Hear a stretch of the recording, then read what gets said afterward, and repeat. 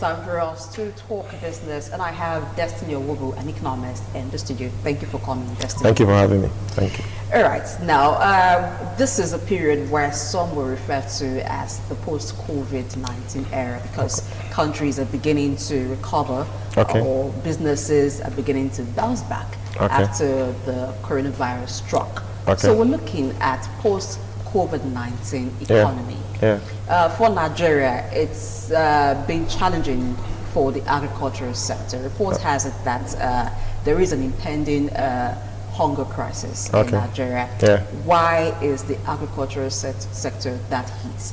One would think that since at least we have most people or a lot of people in Nigeria into farming, at least food is one thing we should have to a level we can say it's adequate. Of course, generally, the COVID-19 affected all economies, and a lot of people have been, the farmers, they've been reducing their capacity since. They've not been working. According to a research conducted by the International Finance Corporation on the Nigerian agricultural sector, it was observed that most farmers only have capacity of about 65% during the COVID era because everybody was at home. Even the farmers were at home too. So the supply of agricultural products in the market is very low right now. It doesn't meet the demand. And secondly, there has been a lot of insecurity lately in the last 3 months. Boko Haram, terrorist groups attacking the Borno area. It scares farmers, so it doesn't allow productivity to take place. Thirdly, the exchange rate. You're talking about fertilizers which they use. The exchange rate, yes, there's another report that says that the price of fertilizers have soared. Are these not produced in Nigeria? Yes, some part of it is produced in Nigeria, but the bulk of it is imported. So the prices have gone up, and the exchange rate is not also helping. The exchange rate is in the negative for farmers. So there are a lot of issues that are working against the agricultural sector right now. There's another problem too. The total demand for agricultural products have also gone down because people don't have money to spend. And when people don't, there's a law in economics that says supply creates its own demand. It's called sales law. When people do not demand products and services, it doesn't encourage farmers to produce them because they're also watching the market. If you know that in the next 3 months, you are going to produce 8,000 bags of rice, for instance, but you expect that the demand will be very low, it is wise to reduce your demand. So most of reduce your supply of the product. The economic environment does not encourage farmers to produce more products and unleash it to the market because they have expectations. They have expectations that are downward because the total demand for agricultural products have reduced because of the COVID issue. People don't have money to spend, and so there's no reason to believe that if you supply the market with a lot of goods, you have enough money back. So, but let's look at agricultural products. Mainly, these are food people consume, whether they are plants, crops, or they are animals that people feed on. Is it really true that the demand for these items have dropped?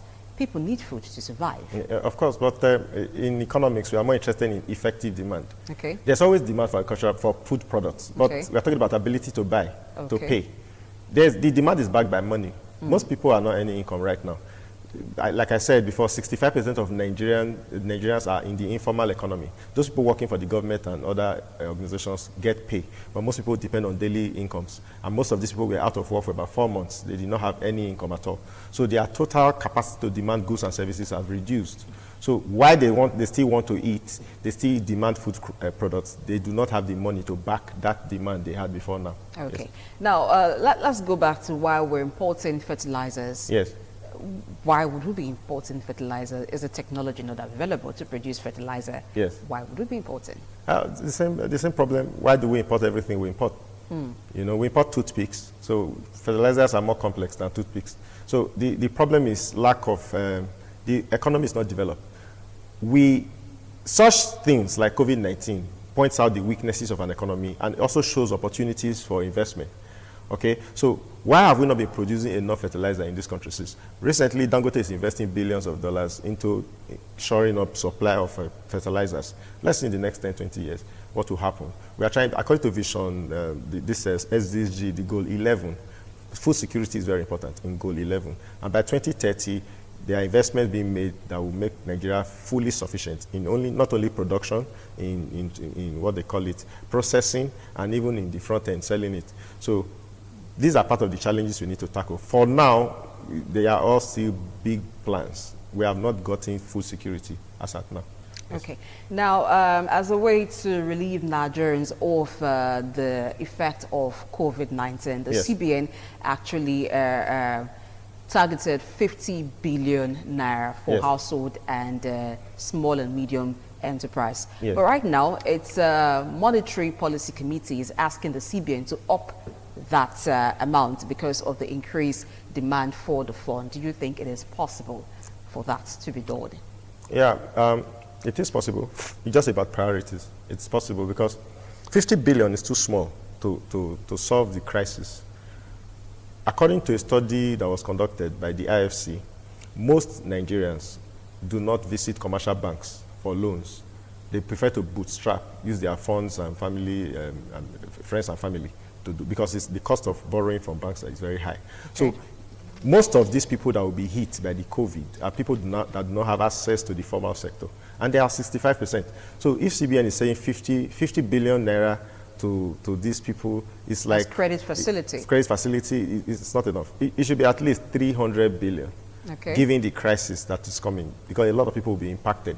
Now, this money should not just be transferred through the banking system, because the banks they find it still risky. In fact, the risk of giving loans to a small business now is higher post-COVID. So the central bank should guarantee loans from those people, but they should find a way to transfer these monies to their pockets directly, not through the banking system, because most of them do not have the collateral, the documentation, the accounting records to access these loans legally. So if there's a way to boycott the rigid formal system and move informally to transfer these monies to these people to their personal accounts, all you need to do, for instance, to get their BVN, get their corporate accounts and things like that, because most of them have corporate accounts. Only 6 to 7% of Nigerians eventually walk up to the bank every day to borrow money. So there must be a way to boycott the rigidities in the formal sector and transfer these monies to these small business people so that they can do business and be able to survive at least in the next 2 or 3 years. I was just wondering how the households are going to have access to this money. For businesses, whether small or medium, it may be a bit easy, but for households, it's maybe an issue. Yes, because of data. How many households do we have? What are the records we have? It was not a bit difficult if you have a proper identity system. But now we are talking about households. They will create an avenue for corruption because we don't have a system of, we've not been transferring money to households before. So that's the problem. In some countries, they have transfer payments. They are used to transferring money to households. So the system supports... The system supports those kind of transfers. But when this kind of transfer happens, because it's going to be magnitude, what is the system? What is the data system, the account system to ensure that this money is transferred to the people who need it, instead of passing through ministers, governors, and things like that, and in the end, before the money gets to the final consumer, the money has passed through many pockets. So these are the leakages in the system that needs to be corrected. Because while we are talking about COVID-19, in the next 3 or 4 years, who knows what the world will be? It may recur. Scientists have even predicted that something like this will happen in the next 5 years. So this should be a wake-up call to put the systems in place and prepare for the future, because it already shows that the system is weak. You know, the disbursement of funds during COVID-19 proper, people are still trying to account for it now because don't know how they transfer this. What was the basis for determining the very, very poor? What was the statistical basis? How do you define a poor person? Most people do not keep money in the bank. It doesn't mean they are poor. So they used some statistics. And what was the basis? Is it scientific? Does it reflect the realities of the country? So these are the issues we need to tackle so that money is meant for people, get to the people who really need it. All right. For businesses, there's also another report that says that in the past month, businesses are beginning to bounce back, recovering from the COVID-19 effect, especially as there's been a gradual drop in the number of infection cases reported in Nigeria. Now, how do you think this will affect projections of business, since we seem to be coming out of the wood?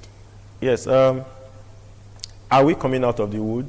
That's the question, because that's what the report says. But we don't look at just the government statistics. The test ratio in Nigeria is one of the lowest in the world. For every 100 Nigerians, only 2 people are tested. So the actual projection of people who may have coronavirus is not realistic. South Africa has over 10. In England, it's over 60% of people have been tested. So the test stroke population ratio is what we look at. I have not been tested, for instance. I don't know whether you have been tested for coronavirus. So a lot of Nigerians are not tested. So the figures we have, 50,000 figures for 200 million people, is totally unrealistic. It does not fit the profile of what we are seeing all over the world. So while it may look like Nigeria is doing very well with coronavirus, we must check our testing system. Have we tested enough people to have those figures? But then, it's still good news.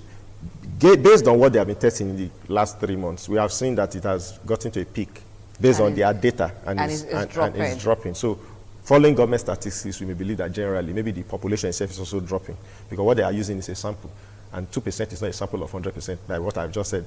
But that 2% is enough to, if the 2% has peaked and is going down, there's reason to believe that the major population itself of people who have coronavirus is also dropping too. So in the next 3 to 4 months, we expect it to ease out.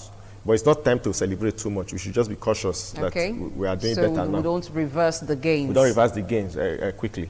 It's also good for businesses. Governments have been allowing the ease to allow business to come out little by little. It's a good news because it creates some optimism. In my own business, for instance, it has impacted positively because I'm able to go back to business. And although it's a little bit shaky, but we expect that in the future it will be better. It's good generally for business. Okay, so sectors that have not been in operation because the government was watching to see how the curve turns out to be can now maybe be in the process of trying to reopen. Yes. For instance, international flights. Of course, of course. Okay. And so it's good for the whole economy itself. Everybody's coming up. It's good for employment because it means you can employ people now. It means if you intend to sack more workers, you can't do that right now. You because there's hope that it will get better. It will get better. So okay. It's good. We'll take a break on the show and we'll return. We'll look at the power sector.